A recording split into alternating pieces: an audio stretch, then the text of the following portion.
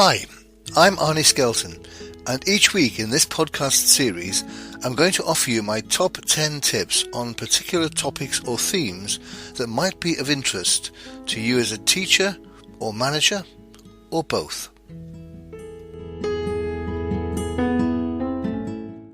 Hi, and welcome to this week's podcast. And if you're listening at the appropriate time, first off, Happy New Year. I hope you have a fantastic 2020. Well, this week's podcast is all about modern management roles and responsibilities. So if you're a manager or an aspiring manager, then these are 8 key roles and responsibilities that I think are crucial for any manager in the modern world. So I'm going to give you my 8 top tips and then conclude with 2 other generalized tips about how these roles and responsibilities might pan out. So let's get started. The first of my 8 roles and responsibilities, and they're not necessarily in any particular order, they all in fact interconnect. The first of them is managing performance. It's a crucial role. Any manager has to look after the performance of 4 particular units that are their responsibility. You may not have responsibility for all 4 of these units, but you will have responsibility for at least some of them. So here are my 4 units for managing performance. And the first of these is the general unit that you yourself are managing, the boundary within which you are managing resources of some kind or other. So you could be the manager of, say, a marketing department or an accounting department or a particular curriculum area or program. So your first level of management is managing the unit for which you're responsible. Then if it's a large unit, the second level would be managing teams within that unit. Now for some of you with a smaller remit, you will just have the one team. But if you're responsible for a larger curriculum area or department, then you will have several teams within that unit. So you're responsible at the second level for managing teams. At the third level, you're responsible for the performance of the individuals within that team. So your third level is managing individual performance. And the fourth level, if you like, is managing your own performance. It's going to be pretty difficult for you to be effective as a manager in the other 3 areas, unit, team and individual, if you're not good at managing yourself. So just to recap, the 4 levels I think are crucial for any manager in terms of performance management are managing your unit, managing teams within that unit, managing the individuals within those teams, and managing yourself. The second key role and responsibility for managers is managing relationships. Now, I think this is very crucial, and I deliberately choose the word relationships rather than people. I think it's all about managing relationships rather than managing people. And here's why. Sometimes as a manager, we tend to think of it being essentially a vertical relationship. You manage those who, if you like, hierarchically sit below you. In fact, I don't think that's the case. I think, yes, of course you have a responsibility, as I've just outlined, for those who work for and to you. But you also have responsibility for 3 other types of relationship. The next level would be those above you. You certainly have a relationship with those who manage you, and it's important that you get that right. You also have a responsibility to manage your relationship with your peers and colleagues within the organization. And you also have a responsibility for managing a relationship with those outside the organization. I include in that 3 particular types. 1, any partnership relationships you have externally. 2, all your customers. You have external relationships to manage there. And family. It's important to have what we call a work-life balance, and you have to take into account the kind of relationships you want to develop and maintain external to your work to do with family and social relationships. And you can figure that particular set of relationships, almost like a 360-degree circle with you at the centre, almost like a compass with you sitting in the middle. And if you draw a line down below yourself, and that's managing those who report to you, draw a line above, and that's the people who you report to, draw a line to the left, and that's your peers and colleagues, and draw a line to the right, and that's your customers, partners, and social family relationships, then you can see that you have quite a set of relationships to look after, and it's more than just those you manage. And just a word about the word relationships. I'm personally not that keen on the idea of managing people. In an ideal world, and I think it's quite common to do this, is to give people permission to manage themselves. I think, in a nutshell, and perhaps overgeneralized, but essentially one of the two things that you should be managing as a manager when you're looking after people is be clear about the direction and priorities that you want the people to be working on, and to make sure they have the resources that will enable them to deliver on those objectives and priorities. So it's not about managing people, it's about managing the way you work with them. I've been running my own training and development program now for 30 years, and I talk a lot to staff about what are their main concerns and what gives them satisfaction at work and what doesn't. And always a dissatisfier is the quality of the relationship they have with their manager. So relationships count, and it's more about managing relationships than it is about managing people for me. Okay, so that was tip number 2, manage relationships. Tip number 3 is managing resources. A resource is something that any individual needs, or team or group, that they need in order to complete the task effectively. And just to perhaps be slightly controversial, money isn't a resource. And if you're a bit surprised by that, let me explain. Money is the most usual and convenient way of acquiring the resources you need. It's not the money that will get you to Edinburgh, it's the train or the car or the plane. They're the resources. Money is just the most convenient way of accessing those resources. So resources then are what's needed to get the job done. Money is a useful way of getting what's needed, but in itself won't make the difference. If somebody gave you £100,000 but said it has to stay in the bank, it's not really a useful resource. Perhaps it's earning interest, but essentially what you want to do is make that money work for you by purchasing or renting or leasing or whatever the resources that you need. So think resources rather than money. And the classic resources that I would consider would be, obviously, people. It would also include time. That's a very crucial resource that a manager has to manage. It obviously includes materials and equipment and space and accommodation, and one that's often neglected, information.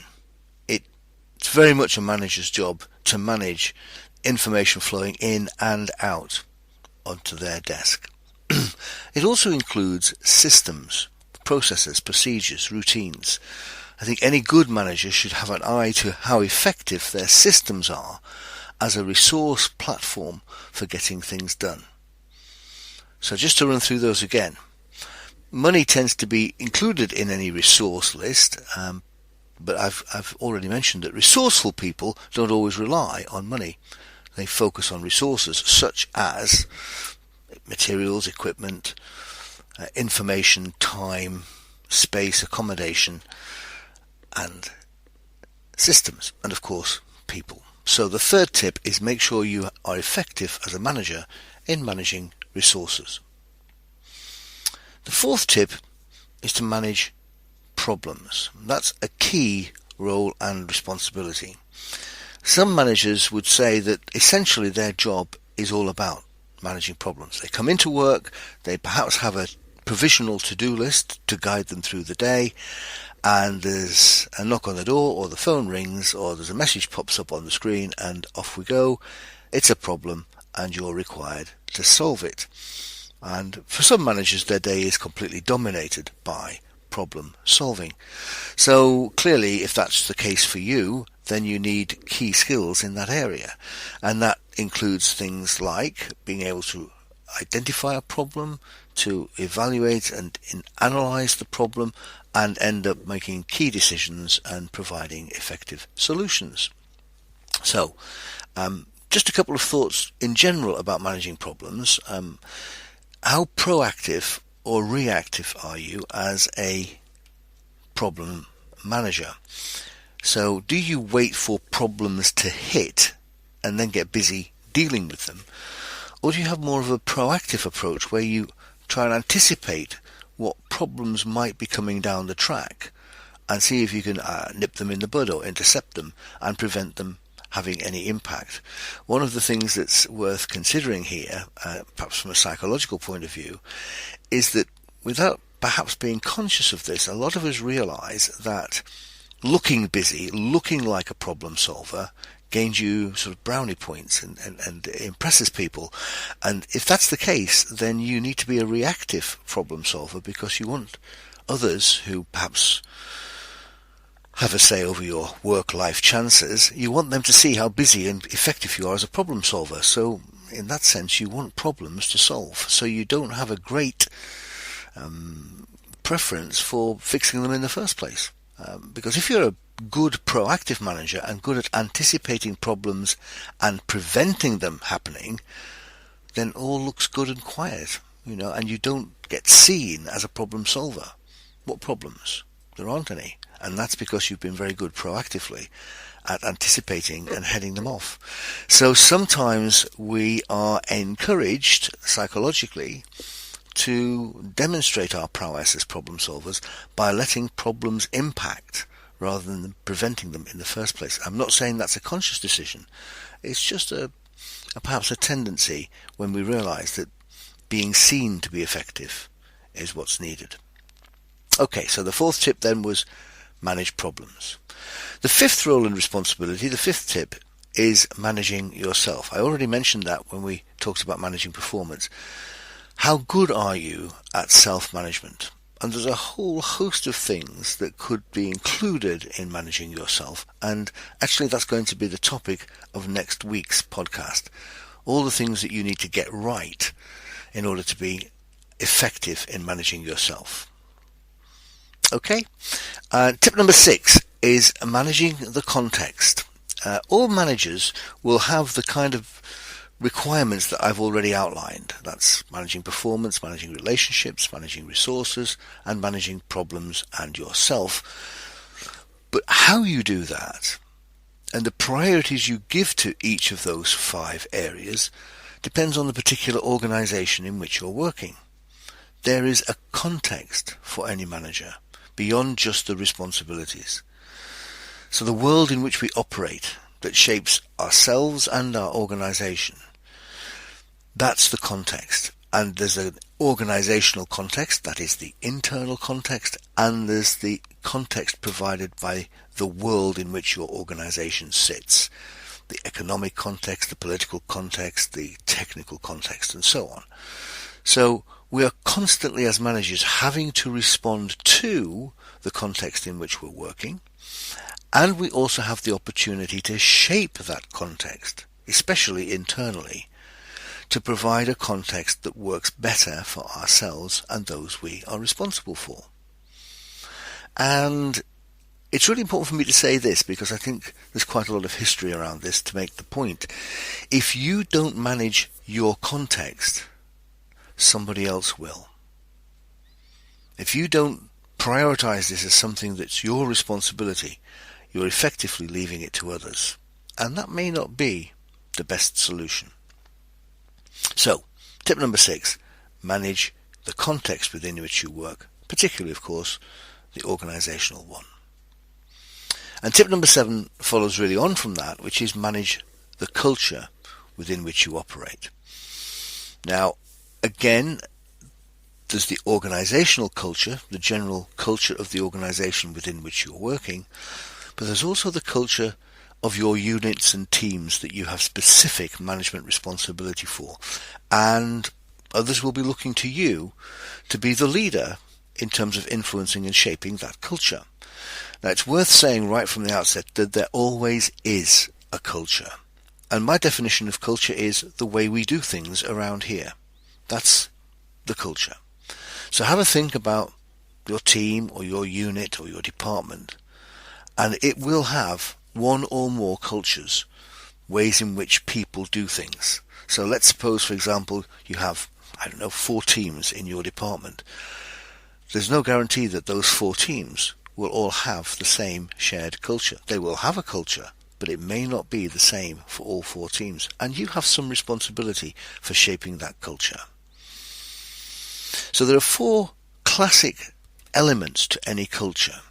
Again, I would like to say more about this at a later podcast, but just as a heads up, 4 classic ways in which people do things. One is the structure that people operate within, both the formal and the informal structure, the way people connect.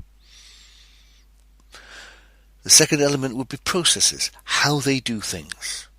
And those includes habits, rituals, routines. Again, some are formal, some not so formal. The third element is behavior, how people behave, their personal styles, the language people use, how people meet and greet, how people relate to each other, their behavior. And the fourth, and possibly the most important and also the most problematic of the cultural elements, would be attitude. People's disposition at work, how they think and how they feel about work and their colleagues and the tasks they have to perform, and of course you, how they feel about you. So the 4 elements again: the structure, processes, behavior and attitude. Those all together help shape whatever we think of as organizational culture. And your job is to ensure that that culture is as effective as possible. So, tip number 7, manage the culture. And tip number 8, the final tip, is manage change. There's 2 things to think about when you manage change, and it's just worth thinking as I'm talking to you now about what your initial response to that request to manage change. And I think most people, when asked to manage change, think about a reactive response to change, that somebody or some group above you has initiated a change that has to cascade through the organization, and you have to pick up that change and make it happen in your neck of the woods. So, and that's true. A lot of change is coming into you from above or from outside, a change in law, a change in technology, change in economic budgeting circumstances. All of these things impacting on you for you to respond to. So a lot of managers will focus on their responsive role, their reactive role to change. However, it is worth saying that I think most modern managers are also expected to be proactive about change. And that is constantly review their management area, their unit and their teams and their individuals, and see if there is a need for change to be initiated. So some managers, for example, will have as a standing item on their annual to-do list is review some element of the work they are responsible for to see if it needs improving or changing. So if you have any kind of commitment to continuous improvement, those 2 words, continuous improvement, then you have to be proactive about change. What change might you want and need to initiate? So don't just wait to be reactive to change. You also will have an expectation placed on you to be proactive about change too. So tip number 8, manage change. And so those are my top 8 modern manager roles and responsibilities. Manage performance, manage relationships, manage resources, manage problems, manage yourself, manage the context, manage the culture, and manage change. And to conclude, two final kind of overview comments, things to think about. So tip number 9, if you are managing and you think about your overall responsibility is to get things done and to deliver things, then if it isn't working and if it's not happening as it ought to be, and particularly someone or some group is not delivering, then not to challenge that is to condone it. So my tip number 9 is to remember that not to challenge is to condone. If any part of your work as a manager is not effective as it could be, then if you don't intervene, people will see that as a failure of your responsibility. So not to challenge is to condone. That's tip number 9. And then finally, make sure that you make time to manage.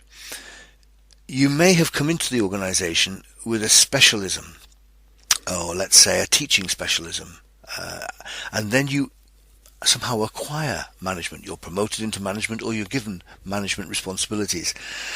But perhaps your first love is to your technical competence, to your technical specialism. Make sure that if you do have management responsibilities, they are not secondary. The organization will not expect you to marginalize your managerial responsibilities because you happen to be a technical specialist. If you have a management responsibilities, they have to have equal, if not higher, priority in your day-to-day work. So you have to find the balance between still being required to deliver your technical competence and deliver your management competence. So make sure that you don't marginalize one for the other.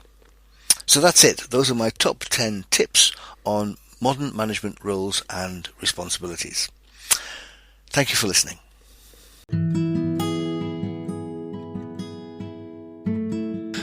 Thank you for listening.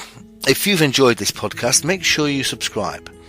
You will still get the podcast for free, but you will also get an alert to let you know when the next podcast is available. And please recommend the podcast to anyone else you think might like it and benefit from it. Also, I'd really appreciate it if you could leave a review and any other comment, because they'll help promote the podcast series on the relevant platform. So, bye for now.